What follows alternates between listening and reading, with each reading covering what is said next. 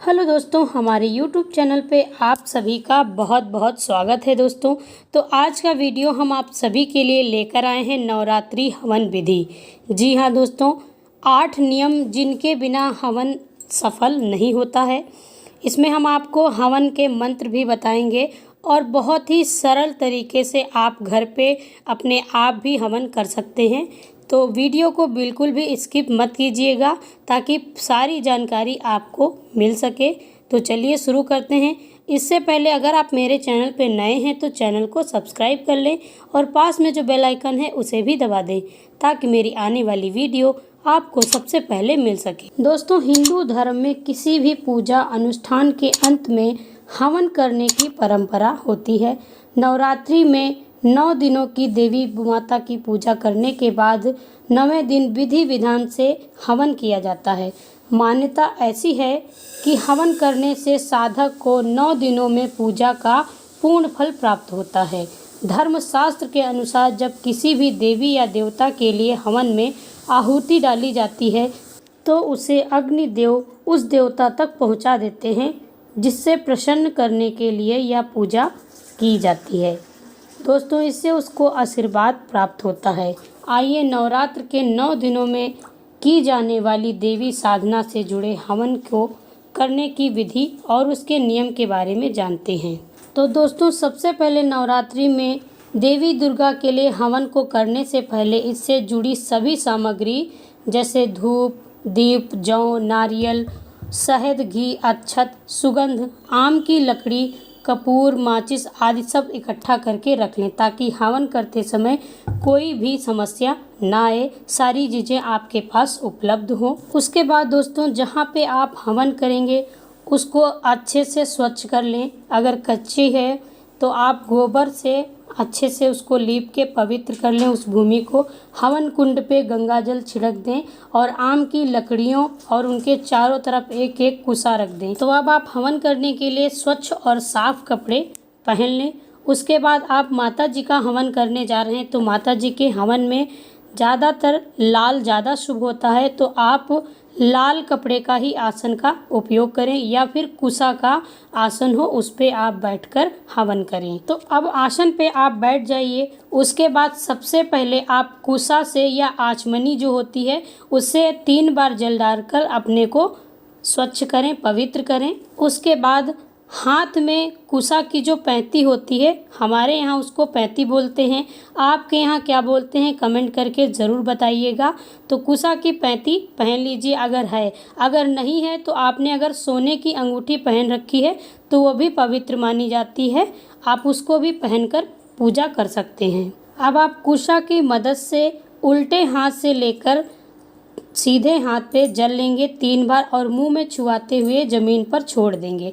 3 बार ये काम आपको करना है और इस तरीके से मंत्र का जाप करेंगे। ओम केशवाय नमः, ओम माधवाय नमः, ओम ऋषिकेशाय नमः। तो इन मंत्रों का जाप करने के बाद फिर थोड़ा सा हाथ दूर करके आप हाथ को धो लीजिए, परछाल लीजिए आचमन करते हुए। अब हाथ को अच्छी तरीके से पोंछ करके एक दीपक प्रज्वलित करें जो आपकी पूजा का साक्षी होता है। अगर आपने अखंड ज्योत जलाई है तो ठीक है, अगर नहीं जलाई है तो आप अलग से एक दीपक ज़रूर जला लें।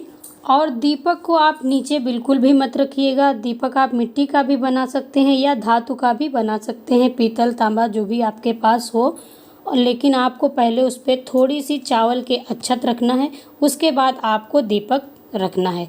फिर आपको दीपक की पूजा करनी है। सबसे पहले आप उस दीप की पूजा करेंगे। रोली और कुमकुम लगाकर, अक्षत डालकर, पुष्प चढ़ा के पूजा करेंगे, धूप लगाएंगे। उसके बाद आप हवन कुंड की पूजा करेंगे। हवन कुंड, ध्यान रहे कि आपको मिट्टी का आप हवन कुंड ले सकते हैं या किसी धातु का भी ले सकते हैं। उसे अच्छे से धोकर पवित्र करके उसके बाद ही इस्तेमाल में लाना है उसको। तो सबसे पहले हवन कुंड पर गंगा जल छिड़क लें और उसके बाद हाथ पे कुसा रखकर कुछ दक्षिणा ले लें। पुष्प अक्षत लेकर हवन का संकल्प करें।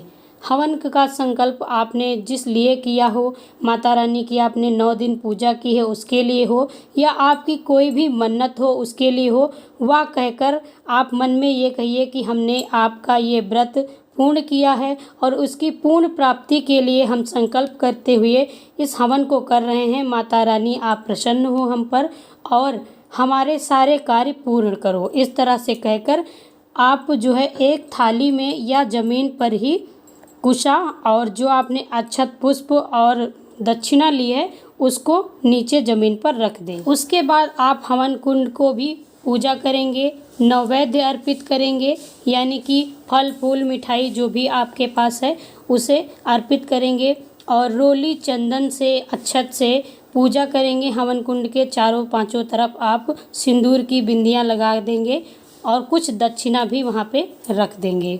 और फिर हवन कुंड के पास आप नैवेद्य रखेंगे, दीपक के पास भी नैवेद्य रखेंगे, उन्हें अर्पित करेंगे।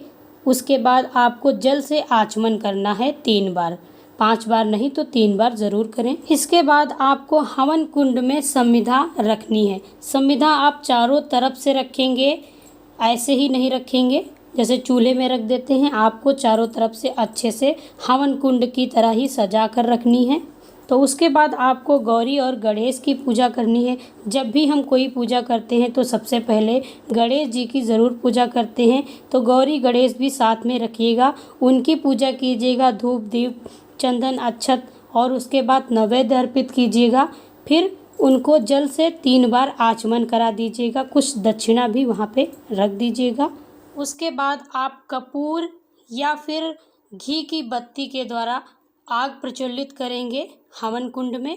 तो जब आग प्रज्वलित हो जाएगी उसके बाद आपको 5 बार घी से आहुति देनी है। सबसे पहले अगर आपके हस्बैंड भी साथ में हैं तो घी उनसे छुड़वाइए और हवन जो सामग्री होती है वो आप डालिए।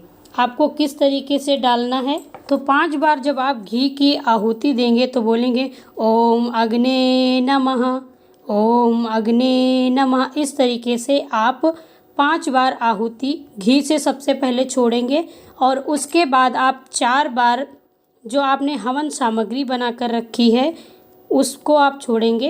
तो उसको आप किस तरीके से छोड़ेंगे, अनामिका और मध्यमा उंगली और अंगूठे की सहायता से आप लेंगे। जितना एक चुटकी में आ जाएगा आपको उतनी ही हवन सामग्री आपको वहाँ पे आहुति देनी है। और इसको भी डालते हुए ओम अग्ने नमः, ओम अग्ने नमः कहकर 4 बार आहुति छोड़ देनी है। और उसमें सबसे पहले घी से गणपति को, फिर उसके बाद पंचदेव को, फिर नवग्रह, क्षेत्रपाल देवता, ग्राम देवता और नगर देवता को आहुति देने के बाद देवी दुर्गा के मंत्रों को जाप करते हुए आप आहुति देंगे, जैसे कि ओम ऐं ह्रीं क्रीं चामुंडाय विच्चे नमः। इस तरीके से आप मंत्र का जाप करेंगे। इस मंत्र को जाप करते हुए आप हवन कुंड में आहुति देंगे। आप 5 बार, 11 बार, 21 बार, 51 बार या 108 बार भी आहुति हवन में दे सकते हैं। दोस्तों, अगर आप इस मंत्र का जाप नहीं कर सकते हैं तो आप सभी देवियों का नाम लेकर भी आप हवन में आहुति कर सकते हैं, जैसे कि ओम शैलपुत्री देव्यो नमः स्वाहा। इस मंत्र का आप 5 बार नहीं कर सकते हैं तो 3 बार आहुति ज़रूर दें। उसके बाद ओम ब्रह्मचारिणी देव्यो नमः स्वाहा। आप मृगी मुद्रा में बैठकर और बहुत ही अच्छे भाव से स्वाहा बोलते हैं तो बहुत ही अच्छा लगता है, एकदम मन प्रसन्न हो जाता है और आपका पूजा में बहुत मन लगता है। इसलिए आप जब भी स्वाहा बोलें तो बहुत ही मन से बोलें, मृगी मुद्रा में बैठकर बोलें। स्वाहा बोलने से ऐसा लगता है कि माता ने अपना मुंह खोला हुआ है और हम उनको भोजन खिला रहे हैं, भोजन अर्पण कर रहे हैं। इस तरीके से, इस भाव से आपको स्वाहा बोलना है। तो सभी देवियों के नाम उच्चारण करके आपको 3 बार, 5 बार या 7 बार आहुति देनी होती है। जितनी आपकी श्रद्धा हो आप उतनी दे सकती हैं। उसके बाद आप ओम गौरी देव्यो नमः स्वाहा, ओम शिवाय नमः स्वाहा, इस तरीके से मंत्रों का जाप कर सकती हैं। इसके बाद आपको 9 ग्रह के आहुति देनी है। 9 ग्रहों के अलग अलग नाम लेकर आप आहुति डालेंगे। अगर आपके 9 ग्रहों को नाम नहीं मालूम है तो आप लिख कर रख लीजिए, या फिर आप ओम नवग्रह देवताय नमः स्वाहा सारे एक बार में ही बोलकर आहुति 5 बार या 7 बार कर सकते हैं। अंत में एक नारियल के गोले का सिरा काट कर उसमें हवन सामग्री बतासा आदि रखकर कलावा से बांध लें और उसे हवन में अर्पित कर दें। इसके बाद उसमें नीचे से ऊपर की ओर घी की धार डालते हुए ले जाएं। हवन करने के बाद माँ दुर्गा की आरती करके पूजा में भूल चूक के लिए क्षमा प्रार्थना करें। इसके बाद हवन से भभूत लेकर सभी लोगों को प्रसाद के स्वरूप में लगाएं। तो इस तरीके से हमारी हवन संपूर्ण हो जाती है। हमने पूरी विधिवत से और बहुत ही सरल विधि से आप सभी के साथ हवन विधि के बारे में शेयर किया है। आइए हवन के कुछ नियम जान लेते हैं दोस्तों हवन जब भी करें आप हवन हमेशा शुद्ध एवं पवित्र भूमि पर ही करना चाहिए। हवन हमेशा किसी गुरु या विद्वान व्यक्ति की सहायता से ही करना चाहिए। हवन के लिए तैयार किए जाने वाले कुंड को शास्त्रों में बताए गए नियम या फिर अपनी कामना के अनुसार बनाना चाहिए। हवन में मृगी मुद्रा का प्रयोग ज़रूर करना चाहिए। हवन के लिए अंगूठे से ज़्यादा मोटी संविधा का प्रयोग नहीं करना चाहिए। हवन के दौरान बाहर गिरने वाली जो सामग्री होती है उसे वापस से कुंड में नहीं डालना चाहिए। अगर बाहर गिर गई है तो उसको उठाकर हवन कुंड में ना डालें। हवन संपूर्ण हो जाने के बाद आसन के नीचे धरती पे 2 बूंद जल डालकर प्रणाम करते हुए आँखों पर ज़रूर लगाना चाहिए। इससे आप जो भी पूजा करते हैं उसका पूर्ण फल आपको प्राप्त होता है। अगर आप बिना जल छोड़े ही अपने आसन को छोड़ देते हैं तो उसका आधा हिस्सा इंद्रदेव पूजा का ले जाते हैं, जो फल आधा इंद्रदेव का हो जाता है। इसलिए आप जब भी पूजा करके उठें, अगर आप बैठकर पूजा कोई भी कर रहे हैं, बड़ी पूजा है, तो आपको 2 बूंद जल धरती पर जरूर छिड़क के ही आँखों में लगाकर ही उठना चाहिए। तो दोस्तों इस तरीके से हमने आपको बहुत ही सरल विधि से नवरात्रि हवन की विधि और उसके नियम और हवन में बोले जाने वाले मंत्रों के बारे में बताया, और आशा करते हैं कि आपको मेरा यह वीडियो पसंद आया होगा। अगर आपको मेरा यह वीडियो पसंद आए तो वीडियो को लाइक करें और ज़्यादा से ज़्यादा शेयर करें, और चैनल पर नए हैं तो चैनल को सब्सक्राइब कर लें। पास में जो बेल आइकन है उसे भी दबा दें ताकि मेरी आने वाली वीडियो आपको सबसे पहले मिल सके। और कमेंट बॉक्स में जय माता दी लिखना बिल्कुल भी ना भूलें। तो मिलते हैं अगले वीडियो में एक नई जानकारी के साथ में। तब तक के लिए bye bye and take care.